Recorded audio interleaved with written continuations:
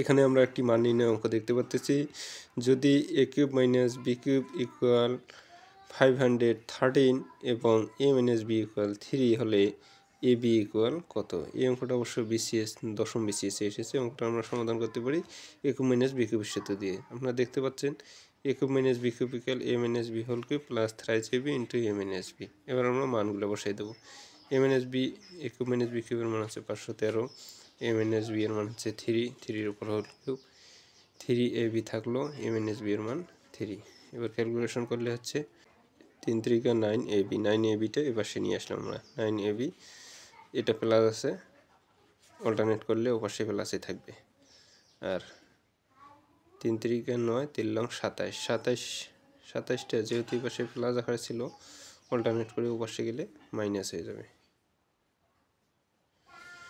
তো 9ab equal 513 থেকে 27 বাদ দিলে আছে 486, 486কে আবার 9 দিয়ে ভাগ করলে আছে 54, অতএব ab ইকুয়াল 54, এটাই অ্যান্সার।